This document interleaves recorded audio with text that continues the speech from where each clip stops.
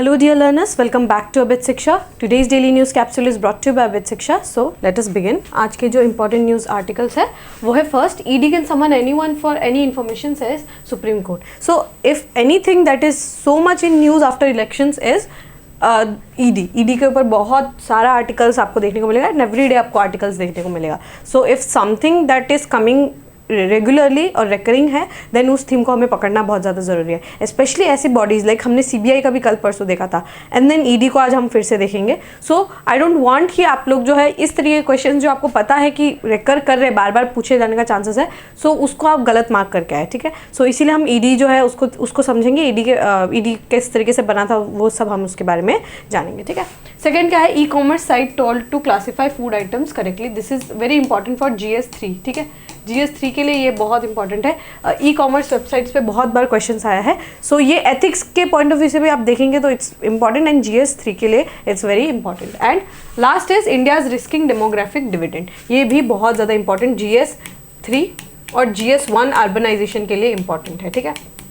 दोनों टॉपिक्स के लिए बहुत ज़्यादा इंपॉर्टेंट टॉपिक्स हैं तो इनको एक एक करके कवर करते हैं. फर्स्ट क्या है, ED can summon anyone for any information says Supreme Court. So वो हम इसको जो है हम we will look into the matter but हम जो है पहले ED के बारे में जानेंगे. ठीक है. सो ED क्या है, इसको हम डायरेक्टरेट ऑफ इन्फोर्समेंट या फिर इन्फोर्समेंट डायरेक्टरेट के नाम से भी जानते हैं. ठीक है. सो ये क्या है, एक ऑर्गेनाइजेशन है अंडर याद रखिएगा, under department of revenue, ministry of finance. बहुत कंफ्यूज हो सकते हैं मिनिस्ट्री कौन सी मिनिस्ट्री के अंदर है. मिनिस्ट्री ऑफ डिफेंस के अंदर सोच सकते हैं बहुत लोग, it's wrong. Ministry of home affairs के अंदर समझ सकते हैं जैसे CBI है, it's wrong. It's under ministry of finance. अगर मिनिस्ट्री ऑफ फाइनेंस के अंतर्गत है दैट मीन्स ये जो है कोई ना कोई मनी से रिलेटेड या फिर कोई फ्रॉड स्कैम्स उससे रिलेटेड होगा. तो ये जो ED है ये जो भी मनी लॉन्ड्रिंग के केसेस होते हैं, हवाला मनी ट्रांजैक्शन जो होता है ये सबको रेगुलेट करता है, उनके ऊपर जो है विजन रखता है. ठीक है. याद रखिएगा department of revenue of the ministry of finance, ministry of finance के अंतर्गत आता है. ठीक है. The origin of directorate goes back to 1 May 1956. बहुत पुरानी बॉडी है ये. 1 मई 1956 जो है इसको बनाया गया था इन्फोर्समेंट यूनिट के नाम से, जो कि था आपका डिपार्टमेंट ऑफ इकोनॉमिक अफेयर्स के अंतर्गत. ठीक है. Handling the exchange control laws violation under foreign exchange regulation act. ठीक है. So foreign exchange regulation act जो है FERA, ये जो एक्ट था ना it was considered as draconian act. ठीक है. इसमें बहुत सारे ऑफेंसेस को जो है कंपाउंडेबल ऑफेंस जो है उसके तरफ से अगर आप कोई ऑफेंस FERA के अंतर्गत अगर आपको पता चले कि किसी ने ऑफेंस किया है तो उनको बेल भी नहीं मिलती थी. It was such strict laws. ठीक है. हम लोगों ने बोला तो था कि हम मिक्स्ड इकोनॉमी है बट हम ज़्यादातर जो है we were more of an closed economy, more like closed economy. मतलब हम जो है हमारा बहुत सारा इंपोर्ट एक्सपोर्ट बहुत ज़्यादा रेगुलेटेड था सेंट्रल गवर्नमेंट के द्वारा. तो हम मिक्स्ड इकोनॉमी में ज़्यादातर we were tilted towards closed model of economy. ठीक है. देखिए इस तरीके के लॉज अगर होंगे ये जो है इस तरीके के लॉस क्या करते हैं जैसे FERA जैसे एक्ट क्या करते हैं कि बहुत ज़्यादा डिटरेंस क्रिएट करते हैं कि इजीली जो है मार्केट में एक्सपोर्ट इंपोर्ट नहीं हो पाएगा. ठीक है. सो इसकी वजह से इस लॉ को जो है ड्रैकोनियन लॉ के नाम से भी जाना जाता था. ठीक है. It is headquartered in Delhi, headed by legal service officer as the director of enforcement. ठीक है. सो इसके ब्रांचेस भी है, बॉम्बे में है, कलकत्ता में भी जो है इसके ब्रांचेस है. फिर 1957 में इस यूनिट का नाम जो है चेंज करके इन्फोर्समेंट यूनिट से इसका नाम रखा गया इन्फोर्समेंट डायरेक्टरेट. ठीक है. सो इसका एक और ब्रांच जो है मद्रास में भी खोला गया. ठीक है. In 1960 the administrative control of director was transferred from department of economic affairs to department of revenue. Currently department of revenue में है बट पहले क्या था, ये डिपार्टमेंट ऑफ इकोनॉमिक अफेयर्स के अंतर्गत था. ठीक है. सो उसके बाद क्या है कि FERA जो है FERA को बाद में अमेंड करके 1973 में लाया गया. बट जब हमने लिबरलाइजेशन का जो LPG रिफॉर्म्स लाए थे उसके बाद हमने इस एक्ट को स्क्रैप कर दिया. 1973 का जो एक्ट था उसको स्क्रैप करके हमने लाया FEMA, that is foreign exchange management act. अब जो है रेगुलेशन नहीं होगा, regulation is a stricter process. ठीक है. अब क्या होगा, मैनेजमेंट होगा.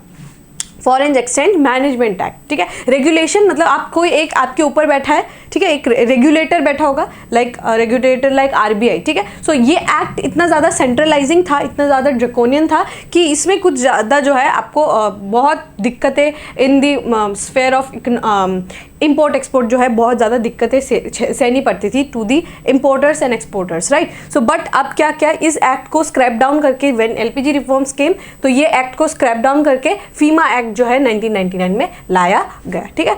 और उसके बाद क्या हुआ, further in tune with international money laundering regime, the PMLA that is the most powerful act जो प्रिवेंशन ऑफ मनी लॉन्ड्रिंग, ठीक है। मनी लॉन्ड्रिंग जो है मतलब ब्लैक मनी से व्हाइट मनी आप जब करते हैं तो उसको हम बोलते हैं money laundering. So was enacted and ED was interested with enforcement with effect from first of July 2005। मतलब जब PMLA जब एक्ट जो है prevention of money laundering act 2002 में जब लाया गया, उसके बाद ED के पावर्स को यहाँ तक भी जो है इंक्रीज किया गया। पहले सिर्फ फीमा के जितने भी केसेस थे उसको सॉल्व करते थे, बट अब prevention of money laundering act के भी जितने भी केसेस होते हैं उसको ED देखते हैं, ठीक है। सो ये थोड़ा सा ब्रीफ अंडरस्टैंडिंग आपको जो है देने की यहाँ पे कोशिश की है। आई होप आपको जो है ये समझ आया होगा, ठीक है। सो याद रखिएगा इनके 2 लॉज के तहत जो है ये अपना पावर्स को डिराइव करते हैं, एक है FEMA act and other is PMLA that is your prevention of money laundering act, ठीक है। एंड डिपार्टमेंट ऑफ रेवेन्यू के अंतर्गत है, मिनिस्ट्री ऑफ फाइनेंस के अंडर है, इन्फोर्समेंट डायरेक्टरेट जो है मिनिस्ट्री ऑफ फाइनेंस के तहत है, मिनिस्ट्री ऑफ फाइनेंस के अंडर है, ठीक है। नेक्स्ट क्या है, e-commerce sites told to classify food items correctly. So जो food safety and standards authority of India है उसके बारे में यहाँ पर न्यूज़ आया है कि बहुत सारे जो है ना आपको देखने को मिलेगा कि बहुत सारे ड्रिंक्स को जो है मिस लेबल करके या फिर मिस रिप्रेजेंट करके जो है आपको बेचा जाता है, ठीक है। एनर्जी ड्रिंक हो गया या फिर बहुत चीज़ों को ड्रिंक्स को जो है एनर्जी ड्रिंक के नाम से या फिर हेल्थ कैटेगरी के नाम से जो है दिखा के आपको बेचा जाता है और हम भी उसको कंज्यूम करते हैं। सो इस तरीके का मिस लेबलिंग या फिर मिस रिप्रेजेंटेशन जो है या फिर अपने खुद से ही जो है वो अपना एक कैटेगरी जो है वो क्रिएट कर लेते थे। सो इस तरीके का जो है बहुत सारे जो है इश्यूज़ देखने को मिले हैं कि miss labelling and miss representation जो है बहुत ज़्यादा है इन दी फास्टर कंज्यूमरिज्म जो है ना, फास्ट मूविंग गुड्स जो होते हैं जो आपके सुपरमार्केट्स में होते हैं, तो उसमें क्या होता है कि हमें दिखता है कि अच्छा ये हेल्दी ड्रिंक है, सो ये क्या है हेल्थ कैटेगरी का होगा। तो उन्होंने क्या किया है अपने खुद से ही जो प्रोड्यूसर्स है वो या फिर ई-कॉमर्स साइट के, यहाँ पे न्यूज़ में ई-कॉमर्स साइट के बारे में बताया गया, तो ई-कॉमर्स साइट क्या करते हैं कि वो अपना कैटेगरीज को बना देते हैं, right. So if you search health category तो you will get list of products जो कि अपने आप को क्लेम करते हैं कि वो हेल्थ कैटेगरी से एसोसिएटेड है। सो इस तरीके का बहुत ज़्यादा मिस रिप्रेजेंटेशन जो है वो होता है और कंज्यूमर्स जो है एक इन्फॉर्म्ड डिसीजन नहीं बना पाता, ठीक है। मे बी उसमें जो शुगर्स का क्वांटिटी है वो बहुत ज़्यादा है, राइट। सो इस तरीके का जो है यहाँ पे FSSAI ने जो है यहाँ पे जारी किया है कि आपको जो है अपना लेबलिंग जो आप लेबल करते हैं उसको आपको करेक्टली लेबल करना है, ठीक है। फूड आइटम्स को आपको करेक्टली लेबल करना है। और बहुत बार जो है आपने ये देखा ही होगा, राइट, कि बहुत सारे जो है एडवर्टीजमेंट्स भी जो है दिखाया जाता है वो भी बहुत ज़्यादा मिस रिप्रेजेंटेड होता है, राइट। जो गुटखा के ऐड होते हैं उस पर इलायची दिखा के एंड जो ड्रिंक्स के ऐड होते हैं उसमें सोडा वाटर दिखा के, वो कहीं ना कहीं आपके जहन में डाला जाता है कि दिस इज़ गुड या फिर ये जो है वो चीज़ नहीं है। बहुत इस तरीके का रिप्रेजेंटेशन जो है वो चलते रहता है। तो FSSAI ने जो है इन्होंने यहाँ पर स्ट्रिक्टली बोला है कि आपको फूड आइटम्स को करेक्टली जो है रिप्रेजेंट करना है। जैसे अगर कोई आइटम है वो डेयरी बेस्ड है या फिर सीरियल बेस्ड है या फिर मॉल्ट बेस्ड बेवरेज है, सो ये आपको बताना होगा क्योंकि बहुत लोग होते हैं डेयरी उनको सूट नहीं करता है, ठीक है, लैक्टोज इंटॉलरेंट होते हैं तो वो कंज्यूम करेंगे, that will be not good for them, right. So serial based है, ठीक है, तो आपको वो अच्छे से बताना होगा, अच्छे से लेबलिंग करना होगा, स्पेशली ई-कॉमर्स साइट पे, बिकॉज वहाँ पर जो है we don't search for a product, right. हम जो है बहुत रेयरली अगर हम जैसे आप अगर कभी कोई डिलीवरी आइटम्स जैसे कुछ भी अगर आप डिलीवर घर पे जो ग्रोसरीज डिलीवर करते तो we don't search for a particular brand, ठीक है। We don't search for a particular brand, we just search the category, right. We search for let's say eggs, अब हम क्या अंडे का we don't go for the brand, right, हम जो है वी जस्ट सर्च एग्स। अब उसके बाद जो है बहुत सारे you will get a lot of options, right. Similarly we don't particularly brands को हम कम ढूंढते हैं, बट हम जो है जो कैटेगरी है उसको भी ढूंढते हैं, राइट। अगर हम ड्रिंक्स सर्च करते हैं, राइट, सो वो ड्रिंक्स में वो they create categories like health drink, energy drink, soda, aerated drinks. तो वो उस तरीके के जो कैटेगरी आप क्रिएट करते हैं, सो वो कैटेगरी में यू हैव टू मेंशन कि अच्छा ये जो ड्रिंक है it should not be consume by this set of people. अगर आप डेयरी कंज्यूम कर रहे हैं देन ये लैक्टोज इंटॉलरेंट लोग don't consume this kind of drink. So अच्छे से आपको कैटेगरीज को डिफाइन करना होगा, ताकि जो बायर है, जो कंज्यूमर है, उसको पता चले कि भाई ठीक है, इसमें ये प्रोडक्ट्स है जो मेरे लिए एलर्जी हो सकता है शायद मुझे, सो मैं इसको कंज्यूम ना करूं, ठीक है। सो एक इन्फॉर्म्ड डिसीजन जो है बनाने के लिए यहाँ पर FSSAI ने जो है यहाँ पर बोला है टू द ई-कॉमर्स प्लेटफॉर्म, ठीक है। तो यहाँ पर वही है, बट अभी हमें समझना है कि FSSAI क्या है। Food safety and standards authority of India, ठीक है, food safety and standards authority of India, FSSAI का फुल फॉर्म है। ये क्या है? स्टैट्यूटरी बॉडी है। स्टैट्यूटरी बॉडी का मतलब क्या है कि अपना पावर किसी एक्ट से डिराइव करता होगा। सो वो एक्ट क्या है? Food safety and standards act of 2006। तो ये जो बॉडी है इस एक्ट से अपना पावर को डिराइव करती है। कौन से मिनिस्ट्री के अंदर है? Ministry of health and family welfare. Obviously health से रिलेटेड होगा, तो don't confuse it with ministry of agriculture, ठीक है। इससे एग्रीकल्चर से इसको कंफ्यूज मत करिए। ये ministry of health and family welfare के अंदर जो है ये रेगुलेट होता है, ठीक है। सो यहाँ पर जो है रूल्स जो है 2011 में लाए गए थे। वो रूल्स क्या क्या है कि एक एपिलेट ट्राइब्यूनल जो है वो भी सेटअप किया जाएगा फूड सेफ्टी का। एंड बहुत कवर्स क्या क्या कवर करता है ये एक्ट जो है, क्या क्या कवर करता है? Licensing, registration, packaging, labelling of food. आपने देखा होगा इस तरीके का एग मार्क रहता है कि अगर वो इस तरीके का जो है, अगर वो रेड कलर में है that is of meat product, अगर वो ग्रीन कलर में है दैट इज वेजिटेरियन, ठीक है। तो पैकेजिंग, लेबलिंग, फूड बिजनेस का, फूड प्रोडक्ट्स का स्टैंडर्ड्स, एडिटिव का रेगुलेशन, ये सब जो है आपका FSSAI जो है वो देखता है, ठीक है। It prohibits and restricts on sale of और approval of non specified food. अगर कोई भी फूड जो है वो अगर नॉन स्पेसिफाइड फूड है या फिर कोई इंग्रेडिएंट्स है जो स्पेसिफाइड नहीं है या फिर वो क्या कर सकता है, हार्म कर सकता है टू द पीपल, सो उस अगर कोई कंपनी या फिर कोई ब्रांड अगर वो इस तरीके का प्रमोट करते हैं या फिर डालते हैं, दे कैन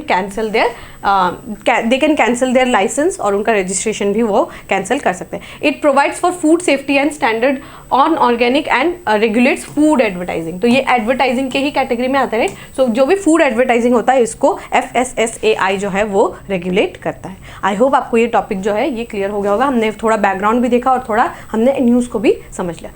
आई होप ये आपको टॉपिक समझ आ गया होगा। We can move on to the last news. The last news is India risking demographic dividend, ठीक है। सो डेमोग्राफिक डिविडेंड क्या है? जो एज ग्रुप, ठीक है, एज ग्रुप में जहाँ पर द पॉपुलेशन जो है, age group with respect to the population, ठीक है। जैसे एक एज ग्रुप होगा ऑफ इन्फेंट्स, ठीक है, एक एज ग्रुप होगा ऑफ एडोलसेंस, टॉडलर्स, फिर एडोलसेंस, फिर यंग पॉपुलेशन, फिर एडल्ट पॉपुलेशन में we will have young population and then we will have जो वर्किंग पॉपुलेशन है, ठीक है। तो उस तरीके का जो है हमारा कैटेगराइजेशन है, राइट, कि ये यंग पॉपुलेशन है, ये ओल्ड पॉपुलेशन है, ये चाइल्ड का पॉपुलेशन है, राइट। सो डेमोग्राफी जो है हमारा इंडिया का अगर हम देखें तो 60% ऑफ द पॉपुलेशन ये क्या है हमारा फ्रॉम 18 to 32 इस तरीके का जो रेंज है ब्रैकेट में आता है। That means very very large number of जो पीपल है दे कम टू दिस कैटेगरी। मतलब ये 18 to 32 वाले एज ग्रुप जो है, मतलब working, not even 32, I think it's 49, ठीक है, I have to check, but